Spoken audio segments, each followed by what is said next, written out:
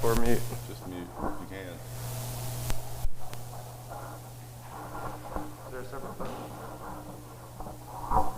I'm just gonna.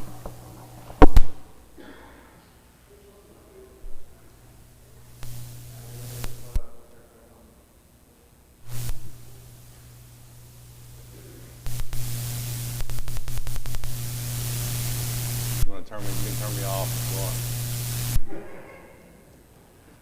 Let's give a round of applause to Bob Pratt for all his work.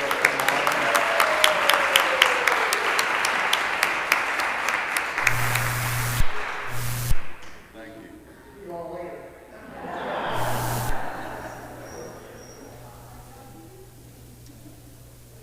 Thank you for being here for the 2022 annual meeting of St. Paul's Episcopal Church in Wilmington, North Carolina, in the Diocese of East Carolina. I now call the 2022 annual meeting to order. Let's begin with prayer. The Lord be with you. Let us pray. Almighty and ever-living God, source of all wisdom and understanding, be present with those who take counsel at St. Paul's for the renewal and mission of your church. Teach us in all things to seek first your honor and glory. Guide us to perceive what is right, and grant us both the courage to pursue it and the grace to accomplish it. Through Jesus Christ our Lord. Amen. Thank you very much for being here. Please know that if you wish to address the chair at any time during the meeting, please come to the microphone and turn it on. Somebody can help you with that if you don't know how to do it. And for the presentation of the long-range plan, please hold your questions until the end of that presentation, where there will be some time to ask questions, and further time in the parish hall after the 10:30 service to talk to both Mona and Gray. I will now announce appointments for a few positions necessary for the business of this meeting.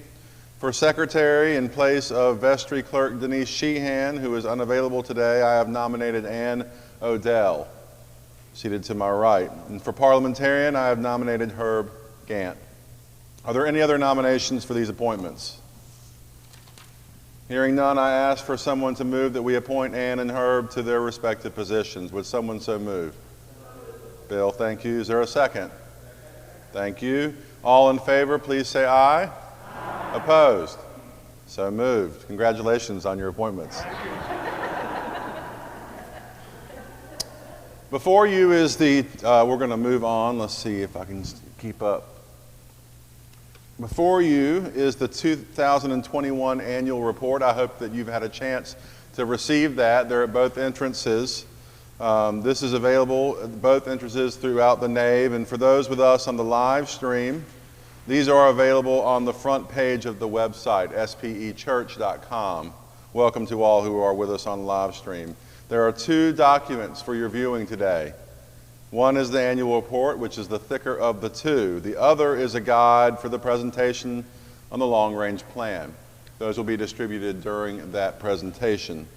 Both of those are and will be on the website. I ask that you take a look right now at the annual report, and in particular, this year in review based on the ministries of the church. Special thanks to all who wrote a report, and especially our parish administrator who put this fabulous document together. This week she only had 4 documents to put together in print: Evensong, our Sunday bulletin, the long-range plan, and this annual report. Another understated week here at St. Paul's. So please pay special attention to page 4 right now. You have the report for your perusal, for bedtime reading, or whatever you want to use it for. We're not going to sit up here and read it out of it today. That's for you. You can read it at any time. Please pay special attention to page 4, the minutes from last year's annual meeting. And these minutes need to be approved today. Let's take a few minutes to look at these. We'll wait about 2 or 3 minutes for you to take a look at these.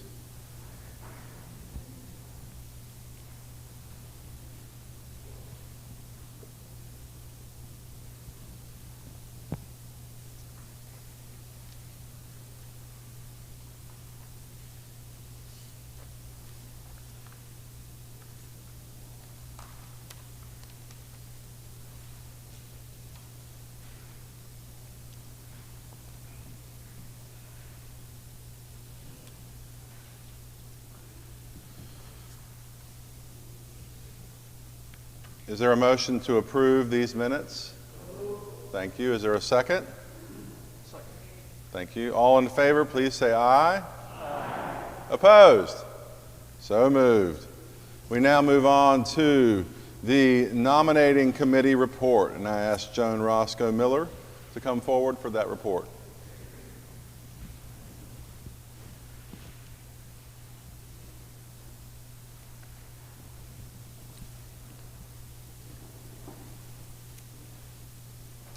The nominating committee, consisting of Father Lee, Teresa Singer, Ruth Gates, Angie Green, and Chair, myself, Joan Roscoe Miller, met several times in November and December to discern who might be called to serve on the vestry for the next 3 years. After much prayerful consideration, the following 4 candidates were nominated by the committee to stand for election: Bill Anlian, Chip Carter, Ashley Eason, and Ann Odell. All have accepted these nominations and now stand before this body for election. According to the bylaws, these names were published at least 1 month before the date of the annual meeting, and the nominations from the floor were open until 2 weeks before the time of the annual meeting. There have been no further nominations. Thank you, Joan. Would the nominees for election please stand where they are? Seated? Very good. Let's give a round of applause to our nominees.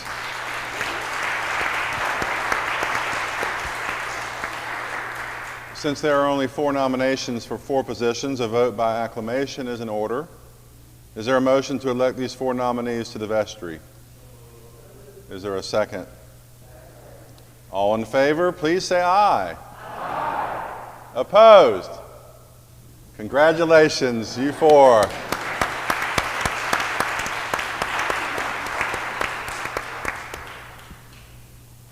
Thank you for your willingness to serve. It's going to be a great 3 years for you all.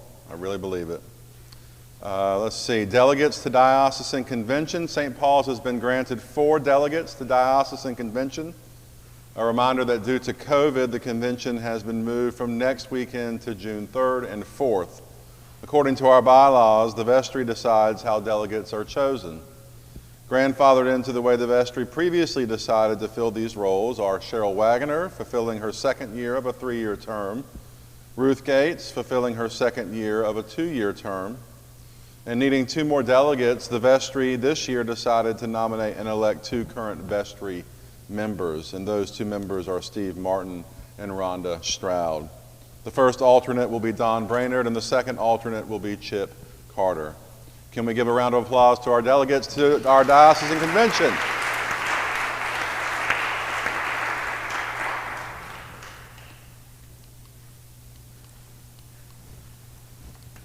The clickers. There it is. You will notice that in your annual report and in several communications over the past couple of weeks, an unveiling of my vision for 2022. Building up the people of God on a solid foundation with a better campus. I will not read you the report because hopefully you have read the last 2 e-news communications about it that have been sent to you over the last 2 Tuesdays. I don't think this vision is unrealistic. It's already unfolding. I think the goals are manageable, and as you will see and hear later in the Treasurer's report, the goals are matching and designed for our steady growth as a parish. Incremental changes that will help guide us into the future and to serve not only ourselves but our wider community and most importantly, generations yet unborn. I will say that I have very much enjoyed the journey as your rector so far. And it is an exciting time to be at St. Paul's for sure. A few people I want to point out and acknowledge.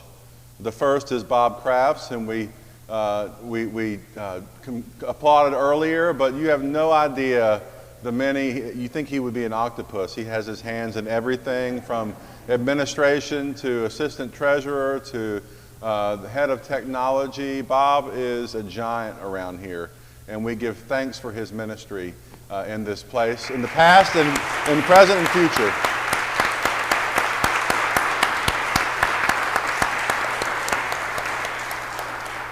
second is Cheryl Wagner. I don't know if she's present at this meeting. She's probably in the back getting ready to set up for the Altar Guild, but as many of you are well aware, Cheryl has been in discernment with herself and with St. Paul's for some time now about ordination to the vocational diaconate.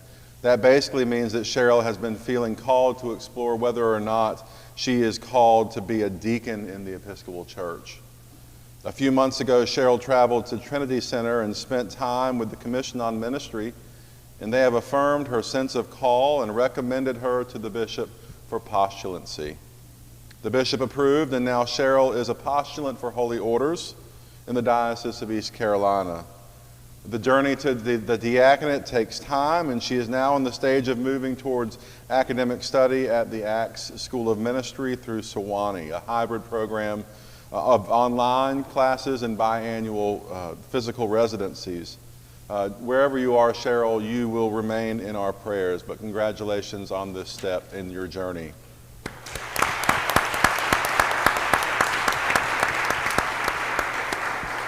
Last but certainly not least, I want to acknowledge Herb Gant. Herb Gant has been the senior verger here at St. Paul's for over 20 years and has offered professional and consistent leadership in his role as senior verger and overall leadership in worship. In terms of worship over his time here, one of the things that has remained the same throughout all the many changes at St. Paul's over the past 20 years has been Herb. He has been the glue. In my short time here, he has been a reliable source of knowledge, guidance, and support in all aspects of ministry. With all that being said, I want to let you know about a change in verger leadership that is approaching. After many years of excellent and faithful service, Herb Gant has asked to transition out of the senior verger role. In my discernment regarding this transition, I have decided to appoint Leon Tillery as senior verger, with Jeffrey Hughes assisting. I am pleased to designate Herb as Verger Emeritus.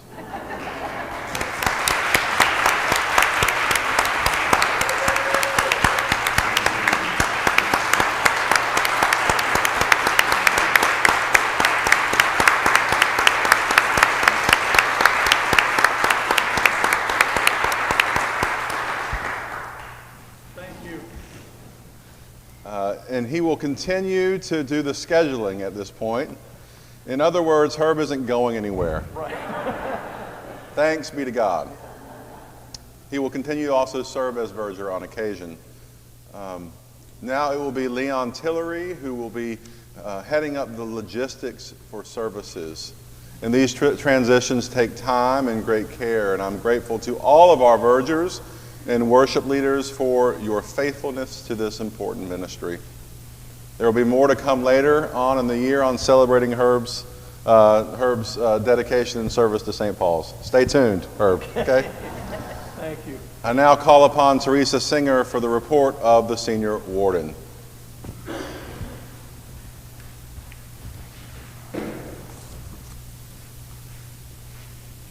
Good morning. Thank you, Father Lee. These past few weeks, as I was preparing for this report for the annual meeting, I spent a lot of time reflecting on my time as Senior Warden of St. Paul's. I have to admit, I have found myself chuckling aloud more than once during these contemplations because, as the wife of an Episcopal priest for more than 40 years, I thought the Senior Warden was someone we had to dinner once in a while, or I would bake a pie to remind him or her that they needed to take especially great care in their responsibility of taking care of my husband. So, to say that God has made sure I have a much greater appreciation for senior wardens this past year is an understatement. So, many thanks to senior wardens past and for future. I've also come to have a greater appreciation for St. Paul's, certainly for the building as a member of the facilities team, but most importantly for you. I won't pretend this year was without challenges, but through it all, the people of St. Paul's have been beacons of light as we maneuvered through clergy transitions, COVID protocols, strategic plan goals, and so much more. I have come to count on many of you for wise counsel, your expertise, your time, your willingness to serve, and especially your love for St. Paul's. I have learned from your gentle criticism, and I have been especially encouraged by your kind words. So thank you for both. I am particularly grateful for the vestry of 2021. If you all don't mind standing, please. These folks have taken some bold steps of faith on our behalf this year that, quite frankly, have placed us at this exciting juncture in St. Paul's ministry by putting their faith in the workings of the Holy Spirit through the facilities team and Gray Hudson of WKWW Architects to develop a long-range plan for our facilities, and their trust in the search committee's recommendation to call Father Lee to be our rector. Well done.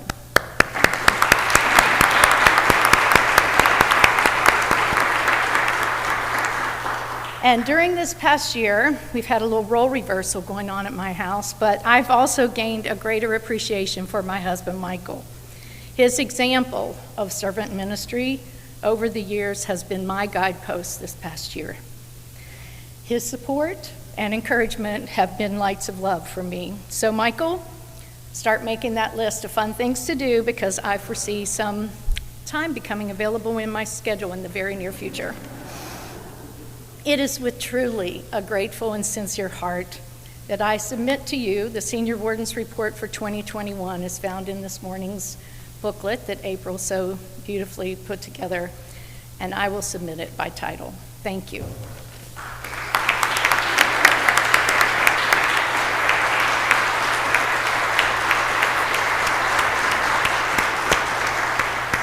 Thank you, Teresa. I will reserve my roast for the end of this presentation.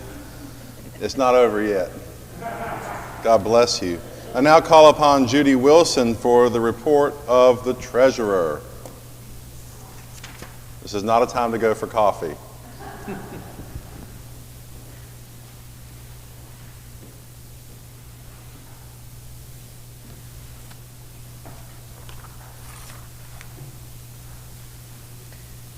Good morning. If you've read the reports in the pamphlet that you received, you'll see a lot of great things have happened in 2021. However, I really want to focus on 2022 and briefly talk about the financial situation. During the months of October through December, about 50 people, the clergy, ministry leaders, finance committee, the vestry, worked together to prepare the 2022 budget. They reviewed ministry needs and identified available resources. There are two major budget changes in 2022 that I want to point out. We will have only one rector in 2022 as compared to 2 full-time rectors in the past 3 years. Another change is we will not receive any payroll protection funds from the SBA. During the past 2 years, we were very fortunate to have received $86,200 from the COVID stimulus program, which helped to pay payroll costs. These funds are not going to be available in 2022. The highlights that I see in 2022 are an increase in membership, an increase in worship and music offerings, an expansion of ministries for children, youth, and families, the continuation of facility upgrades, the completion of a facility plan to provide additional space for worship, ministries, and fellowship, and the development of a fundraising plan. The 2022 budget of $695,000 will support these activities. Funds will be available for Reverend Lee to hire part-time priest associates and additional support staff as needed to meet the growing needs of the congregation. It will be a very busy and exciting year as we share our time, talents, and resources to expand our ministries at St. Paul's. Please review all of the beautiful diagrams in the pamphlet, and if you have any questions about 2021 or 2022 finances, please call me or email. Thanks. Let's give Judy a round of applause.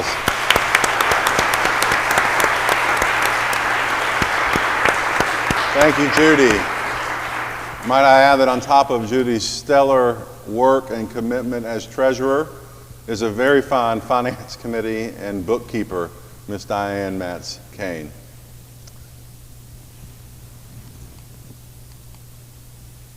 I now would like to acknowledge our outgoing vestry members. Please come forward as your name is called.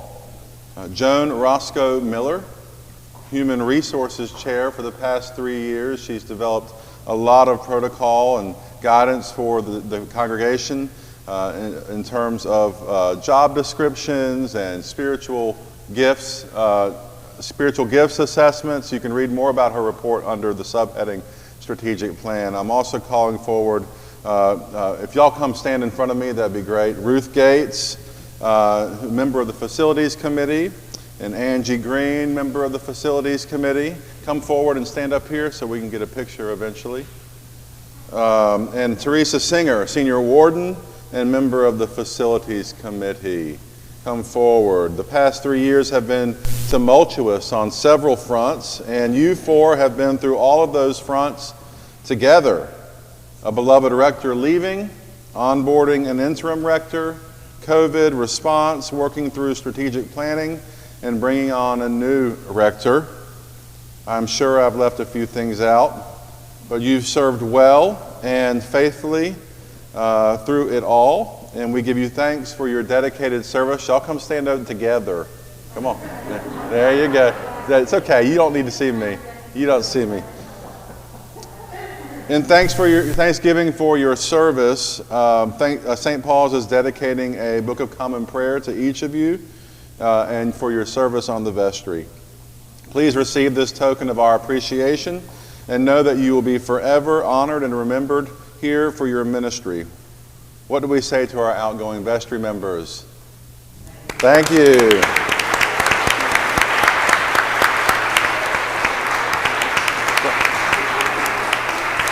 Teresa, you can stay up here for a minute, please.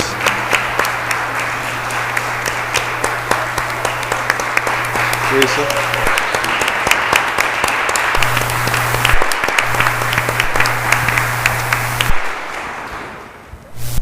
I told you there'd be a roast. Teresa Singer. Teresa Singer. What can I say about Teresa Singer? She will forever and always be my first senior warden at St. Paul's and my first senior warden as a rector. She has served faithfully. She has gone over and beyond what is expected of any warden. Her care and concern for St. Paul's is evident. As I said on my first Sunday, and it bears repeating, there is no greater responsibility in the church than a senior warden without a rector. It all falls on them. Well, it fell on Teresa, and she carried it.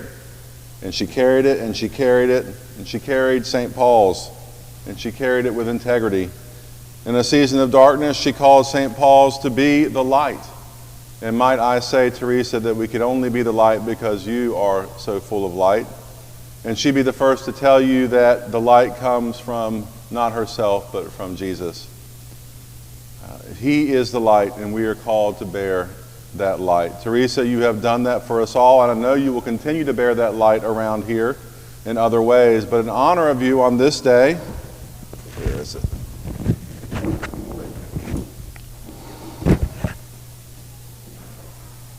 In honor of you today, and in thanksgiving of your ministry, I commissioned an icon of the conversion of St. Paul. I was expecting to give it to you 2 weeks ago on our patronal feast, but you know, COVID. Yeah.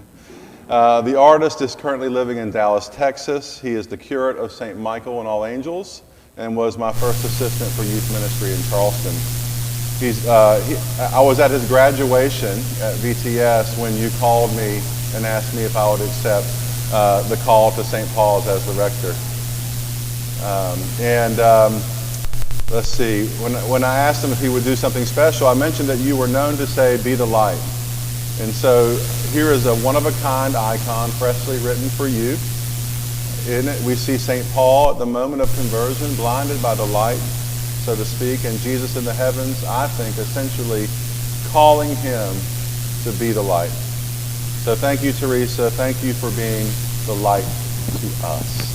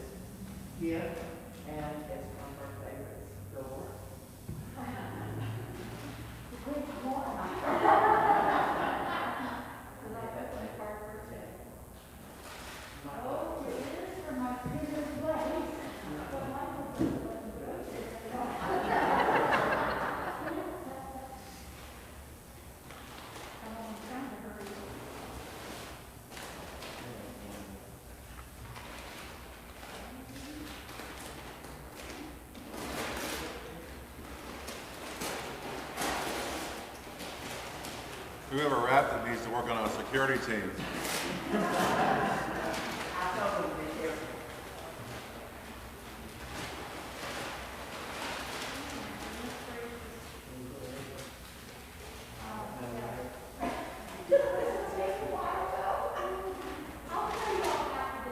What is it?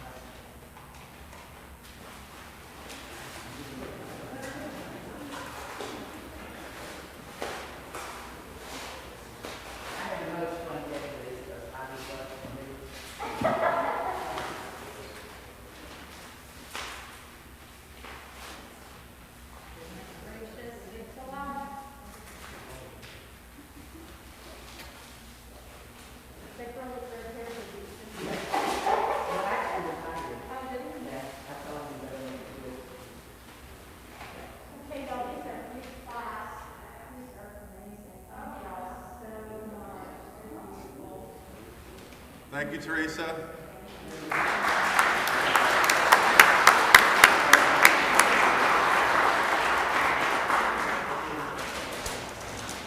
Okay, with that, drum roll. The floor is turned over to Mona Kleitz and Gray Hudson for a presentation of St. Paul's long-range plan. You can go. We don't Good morning. It's very exciting to be standing here today. I'm Mona Kleitz, and I've been on the Facilities Committee, and I want to recognize, do we have the next, oh yeah, I'm in charge of that. The rest of the committee that has worked for about the last year and a half on this.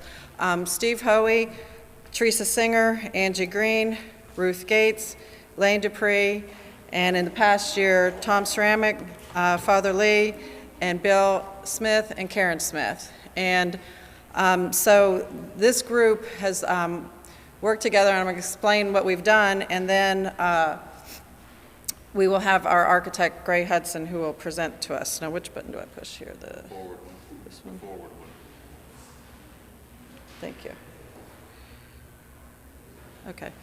So what I'm going to do today is we're going to review the process that we've completed, then show you what was presented to the vestry, and our architect will go through the documents that you are seeing in front of you, and then we'll talk about what the next steps are.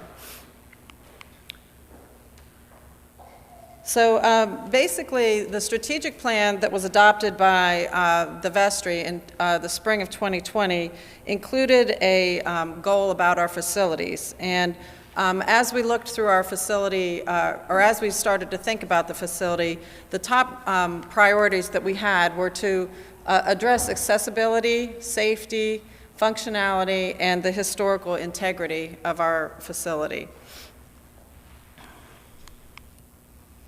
which we kept in mind the whole time.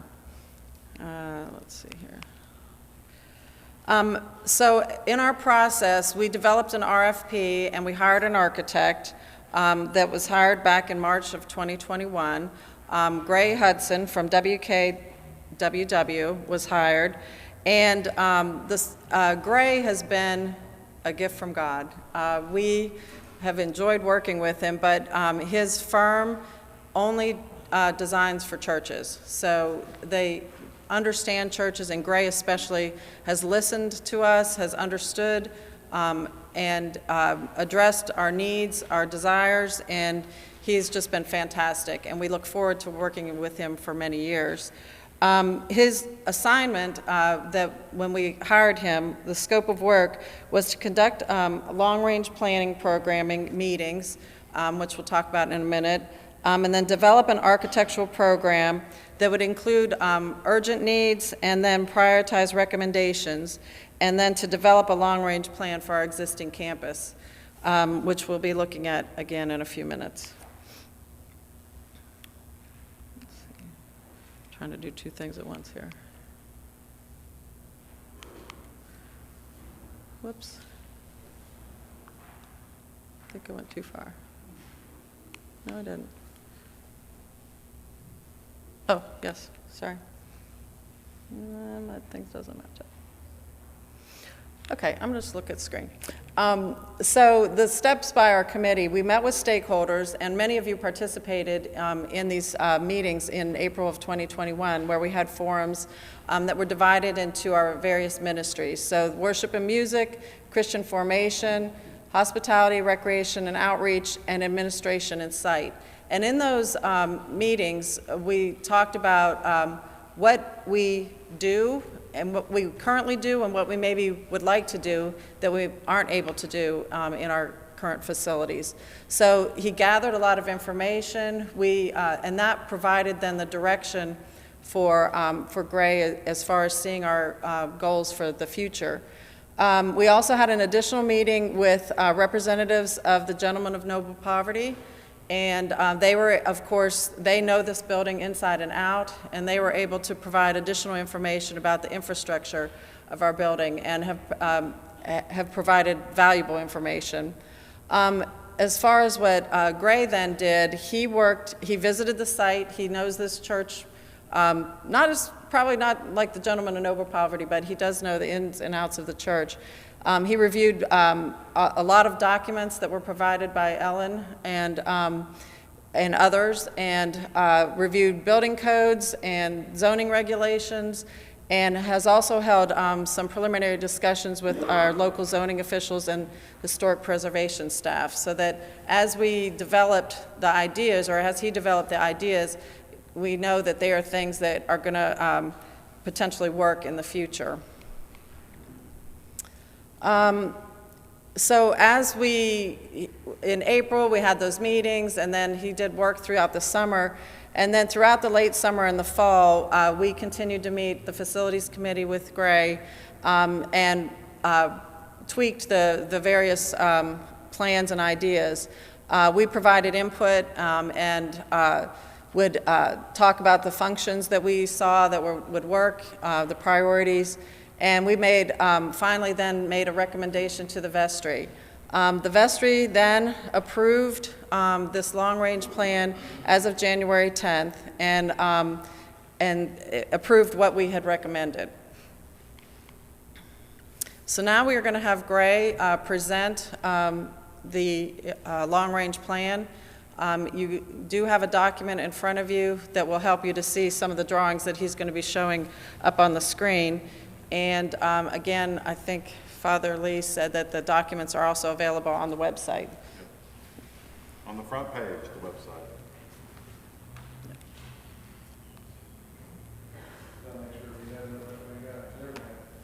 Good morning, everyone. I don't know how to follow all that's been presented so far, but what I will say is it's been an extreme honor to work with your parish, work with the leadership, to work with vestry, and to work with the long-range planning team. Mother Teresa, the whole team has been amazing, and I've enjoyed meeting with many of you, gentlemen of the poverty, and the congregation broadly on our meetings early on. We got your input, and we were on Zoom for several meetings throughout. So it's been a great honor to be with all of your leadership with you. So what we'll do is study a little bit about our existing conditions first, but what we did with those the feedback that we got from you during this planning, we developed an architectural program that essentially looked at your entire campus and looked at all of your ministries, and we based on needs and feedback that we got from you. Oh, I'm sorry. I did the one thing I was supposed to do when I came up. Are we on now? Yeah. Okay, my apologies. I forget the one thing. So we took the information that we got from you and we wrote an architectural program. That program took into account all of your ministry needs, and it put square footage needs attached to those ministry needs. So that helped us look at the entire campus and look at what might be needed in the future. We looked at all of our priorities as well, our accessibility and our safety, historic, all those categories that we wanted to focus on for urgent needs as well as long-range needs. So we took that information and we started with existing. So we have, these are images of your existing buildings, and they're color-coded. I'll get to the first, I think the first image that you have on yours is the existing conditions. If you're like me, you may have to, the light's dim in here, you may have to take your glasses off to see those. When I look at it up close, I have to do that. But we also will have some boards in the parish hall afterward for anybody to come and take a closer look at the boards as well. So existing, when we came to this campus, we crawled through all of the nooks and crannies. I've been up high and down low through the bowels of the church, through the catacombs, through the chapel, through the gym, everywhere, and mechanical spaces and organ spaces and so forth. So this is a color diagram of what some of those spaces are. Let's see if okay, we got a little pointer. I hope you can see the laser pointer up here, but the darker brown spaces indicate essentially mechanical or service spaces. So on your right is the lower level of the church. I'm going to back up just a second to overall. So in the middle, the main floor, to the right is the lower level, and to the left is the upper level.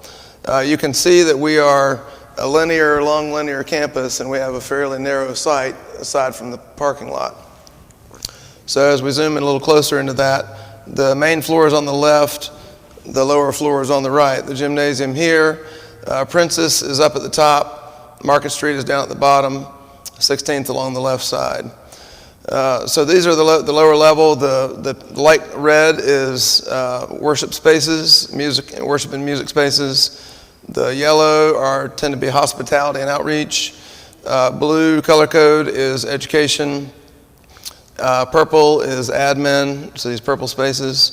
So what you'll start to notice is things were fairly split up, including the staff. The staff were at all corners of the building right now. There's a deacon room on the lower level, rector's office, the admin space up on the main level where everybody comes to run copies. The library is in the blue here, and our small bathrooms are in yellow here. So things are a bit split up. There's also an assistant rector space up on the north end, and then the meeting space up there. So again, upper level children's classrooms are kind of isolated up in this area here, and up on the north end, music is up here. Kitchen, right here next to the parish hall. So we wanted to try to bring some cohesiveness to the way ministry works, help adjacencies improve so that people can move between ministries better. So the next sheet, I think it's page 3 on your document, is the long-range plan. In this plan, you're going to see the same 3 levels. Main level is in the center, lower level on the right side, and upper level on the left side. So in this long-range plan, we're beginning to look at that accessibility, but getting, for example, between the nave in the church here up to the parish hall. We have steps in the way. We want to deal with that. And then we've got also steps going up to upper levels and lower levels. On the long-range plan, a little bit closer look. This image is the main floor and the lower floor on the right side. So parking lot is on the right here. One of the essential pieces of this long-range plan is a connector. So to orient you a little bit on this drawing, the existing building is right here on the left, and a new addition is in the darker lines, the darker black lines on the right side of that in this darker yellow. And up on the north end near Princess is a addition up here, a 3-story addition. So at this back line, that is the back of the kitchen and the back of the music suite, and that's the end of the existing building right there. So we wanted to be able to come in from our parking areas, both the Andrews as well as the church's parking area. So we have ramps and stairs and elevator in that central location. We want to be able to get into a central gathering space that is equally between the worship space and the parish hall. So we enter in at the parking level. We have new stairs in there, and we have an elevator that hits all the levels there. And we move quickly over to the gathering space. We can also get to that entry very easily from the other parking lot at Andrews and enter gathering and up a broad set of steps into an open gathering space. So this area here is essentially what's right behind the church here, where we have bathrooms existing up here and the library. That's what that wing is. So we wanted to open that up, create a much broader and welcoming gathering space so that when you come and go, you're able to greet each other before you go your different ways instead of meeting and passing in a hallway. So a large gathering space along with handicapped restrooms in that area. The source is over in this area and has both storage space and the ability to display out in that gathering space. Our existing stairs, those still remain, but one of the challenges for ministry was on a Sunday morning getting from the north end to the south end of campus and vice versa, coming through either the underneath, through the gym catwalks, or through the parish hall. So the connector with one elevator helps us to get all 3 levels of the building all the way down to the gym, and helps us to walk through this connector and over to the north end and back and forth without interrupting the parish hall. That's designed to improve the way you use that parish hall. That's one of the most important spaces in the building. You do a lot of ministry work in there, so we wanted to make that a better space, more usable without it being a corridor coming through the spaces. Kitchen essentially is able to remain the same, and it has the expandability in the future. When we add up here, we can expand into the existing restrooms as well when we provide new restrooms. Up on the north end, administrative spaces are on the main level, so that purple suite right there brings that admin all together. On the right, education, these are children's classrooms on the right in the blue, a brand new suite for them. They're down on grade level, and they have the ability to have a green space directly outside so they can move in and out from green space into the education spaces. Again, getting back and forth to the worship space, an easy transition through the connector to get to that space. And then on the upper level, again on this drawing, the right side is the main level and the left side is the upper level.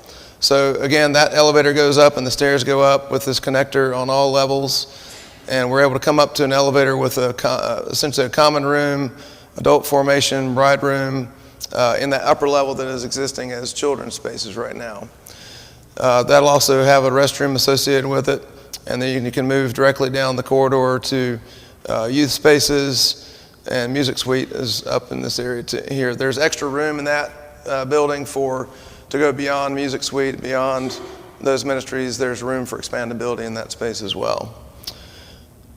Again, the admin is where we've indicated before. We have new spaces for vestry, meeting spaces, as well as a new space for welcoming outside groups. So we have two rooms, the lower level meeting room as well as an upper level meeting room to welcome outside guests into the church as well for other types of outreach meetings.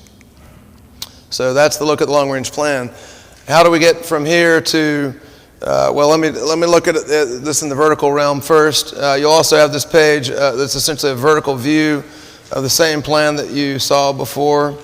In this drawing, you're looking at it from the parking lot toward the side of the parish hall. That is existing parish hall here. This is new addition on the right side, existing church on the left side.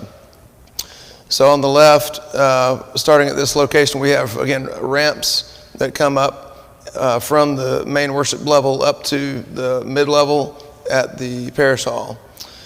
So we can make a smooth transition without steps from here up to there. In this parish hall, this is the new addition. This is essentially the layering of worship, of ministry spaces. Gathering here, support spaces, gentlemen of noble poverty have expanded space down below. Upper level is that adult formation and bride room up on the upper level. Again, all connected. This vertical central form here is the elevator and stairs that go up to all levels, and including down to the gym level. And then youth spaces, music suite, kitchen, admin, children over on the right side. Again, with ramps to get to mid-level and then elevator to take you the rest of the way. So going from there to essentially a phase one, how do we start? We looked at this as phase 1, 2, and 3. Each of these phases includes the ability to improve the parish hall, take out the ceiling and expose the beautiful structure that's above there that was covered up in the past after a fire. We've got a plan in the long range that can be plugged in at any time along the way to improve that space as well. But in phase 1, at a minimum, we would start with that ramp that's, we're in the nave right here on the bottom center, and go up the ramps to mid-level and up to the main parish hall level here. At that, again, that's the central area where the restrooms are.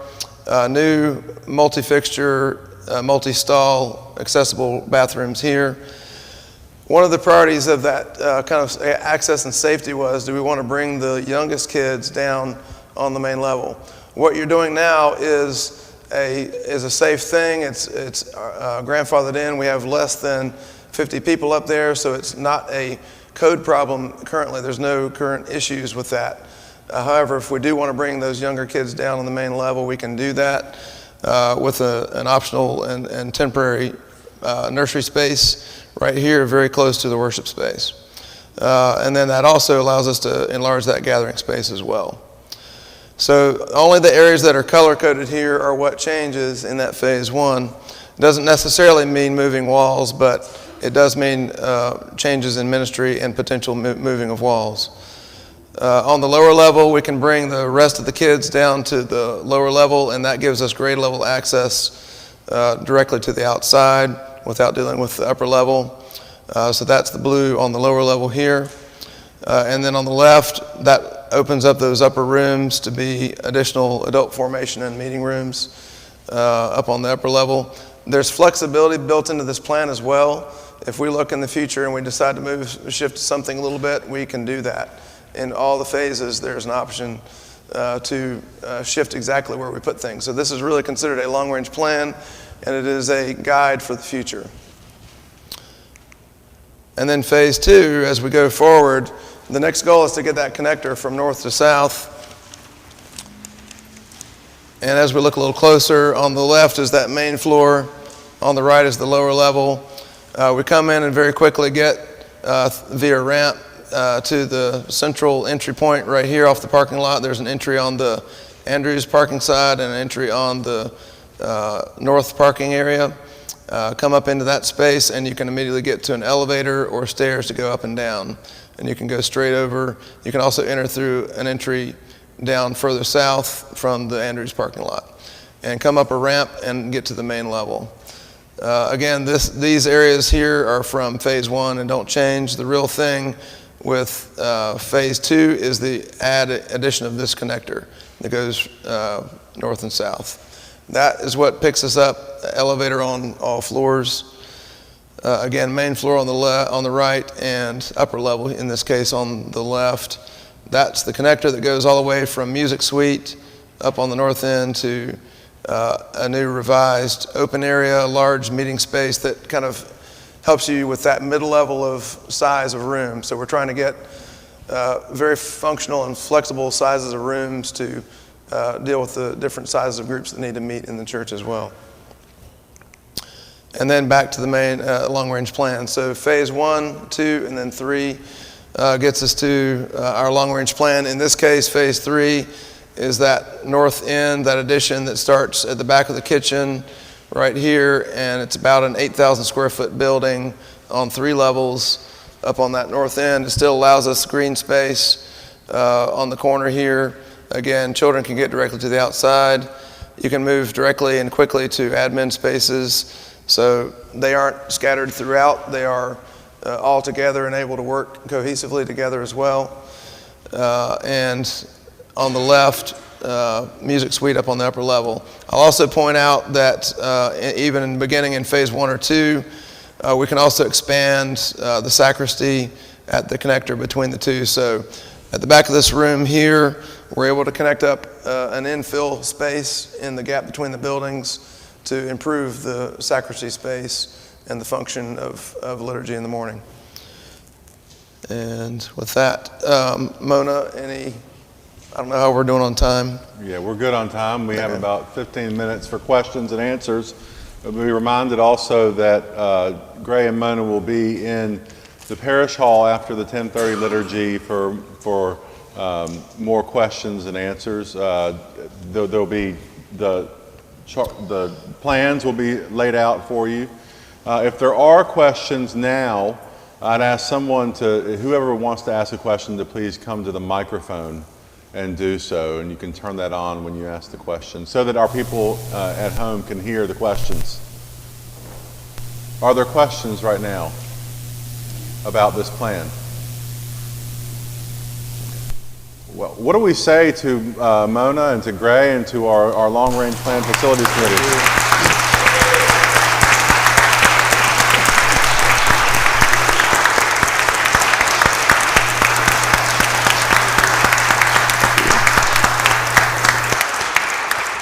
There's no such thing as a stupid question. Linda, would you come to the microphone and will someone turn it on for her, please?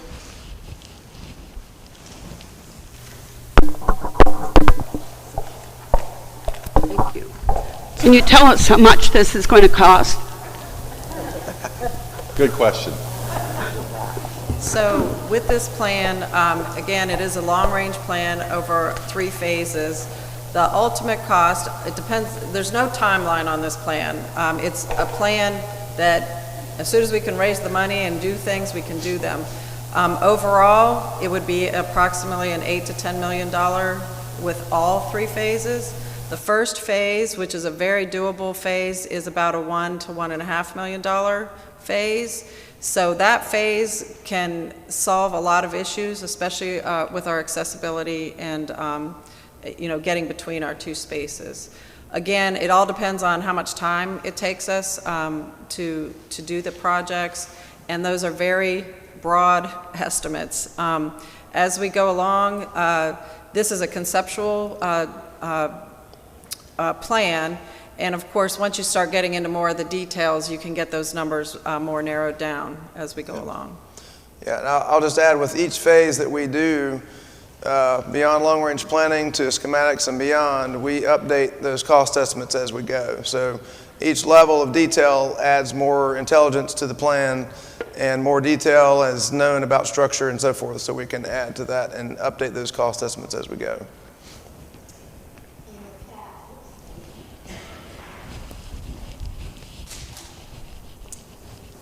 All the way up, all the way toward you. Yeah. Hello? Try it one more time. Nope. Is it on? Okay. Yeah, it's on. In the past, we have had significant opposition from the historical foundation in the area when we tried to do anything, including changing glass in the parish hall. So I was pleased to know you had talked to them. This is a major change far beyond changing glass in a window. How did they feel about adding space and doing this? Absolutely. That's a great question. So we began by talking with staff, both zoning and historic. They work in collaboration with each other, and historic wants you to make sure that zoning is happy before you start historic. But we want to talk with both of those folks, so we talked with staff. Essentially, their view is public sides like 16th and Market, it's a lot harder to do a change on those sides of the building. That's why most of our addition is on the internal side, on the parking lot side. That's internal to the block, so they understand that things need to change. They gave us a good kind of roadmap for when you make a change to make distinctions from historic. There is a tendency in some historic realms to kind of do matchy-matchy, make sure all the brick matches exactly or the windows match exactly. But really the philosophy of the historic staff is to use the language of the existing buildings, but to differentiate. They want to keep the character of the existing building distinct from new additions. So we understand now how to do that going forward. As we get into schematic drawings and we go and put drawings actually before them, it is a subjective process. It is a group of, essentially a team of folks interested in the community who have varying opinions. So our job and what we've done at other churches is to get in front of that team and to work with them to kind of make sure the building and additions that we're doing fit with how they want to operate in the community as well. I hope that answers. Yep.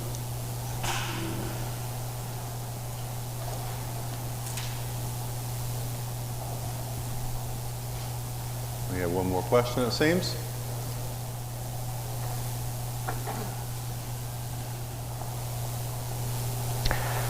Thanks, Gray, for the presentation. I'm wondering if during phases 1 and 2, or phases 1, 2, and 3, at any point will our congregation need to worship elsewhere? And also about security of the building going during a Absolutely. somewhat chaotic time of reconfiguring our building. Absolutely. So with any addition or renovation program, it certainly is a bit like living with something that's difficult, and you have to live in a different way. You have to change your patterns a little bit. So what will happen in phase 1 as we deal with our accessibility, that is a direct line and the only line right now between these two other than going outside. So at some point during that structural process, we will need to block that off, but we'll have a barrier up. We'll have to maintain emergency egresses, so that egress will be open. That egress will be open. But you would be able to block off that construction area and do that work, and you'd essentially need to move outside. there's precedent for building a temporary cover outside to move during inclement weather as a temporary structure. That's possible as well. So there are multiple ways to deal with that, but the main thing is we have to maintain all of our emergency egresses and access as we do it. One neat thing about doing renovations in a church community is it really does help you to do things differently and then work together to accomplish that. So there is actually a good unifying experience that you can happen, and then a lot of joy when you finish. So. Other questions? And again, if you don't feel like coming up here, I'll be back. I'll be here throughout the morning and after that later service to ask any more direct questions in the parish hall. And we do have some bigger drawings that will be back there, so they're big to look at. Yes, if you can go ahead and go to the microphone. Last question here, if that's all right, so we have to move forward. One of the nice features of our parish hall windows on the east side where we get that sun, it also makes us mindful that there's something outside of us when we are there. So what's your plan for the windows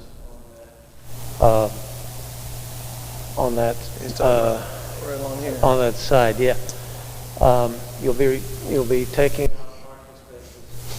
and will there be light between the parish hall and the outside still? Yes.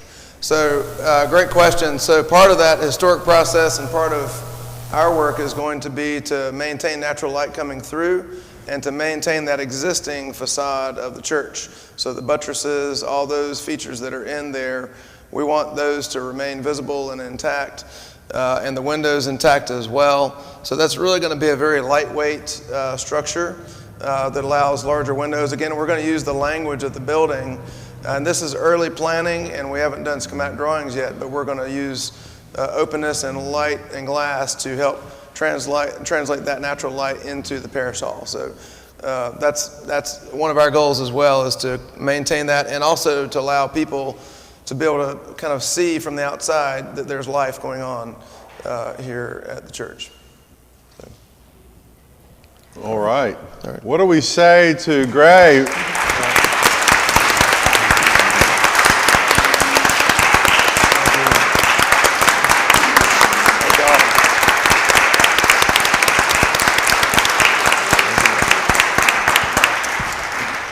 Thank y'all very much. Look forward to seeing some over there. Was it "'Tis grace has led me this far"? So it's "'Tis gray has led me this far," and gray will lead us home. Gray will lead us home. Thank you to the facilities committee, to all the work that we have done up until this point. This year will be a year of regrouping and redeveloping the facilities committee and fundraising committees so that we can begin the next phase of this facilities dream for St. Paul's.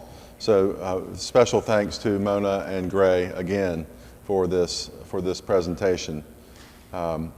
We are on to new business. Is there any new business? Any old business?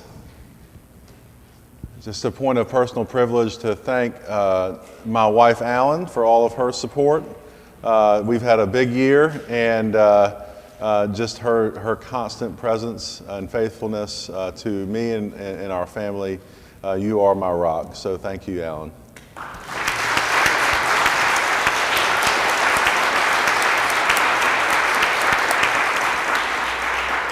This concludes our annual meeting. Is there a motion to adjourn? Second? All in favor? Shall we stand together and pray the prayer on page 836 of the Book of Common Prayer? It's one of my favorite prayers. It was written by Charlie Price at Virginia Seminary. And my favorite part of it is, let's see, we thank you for setting us at tasks which demand our best efforts, and for leading us to accomplishments which satisfy and delight us. This next year is going to demand our best efforts so that we can move forward as a parish to do what we need to do to be a light for further generations into our community. So let us pray together this prayer. Accept, O Lord, our thanks and praise for all that you have done for us. We thank you for the splendor of the whole creation, for the beauty of this world, for the wonder of life, and for the mystery of love. We thank you for the blessing of family and friends, and for the loving care which surrounds us on every side. We thank you for setting us at tasks which demand our best efforts, and for leading us to accomplishments which satisfy and delight us. We thank you also for those disappointments and failures that lead us to acknowledge our dependence on you alone.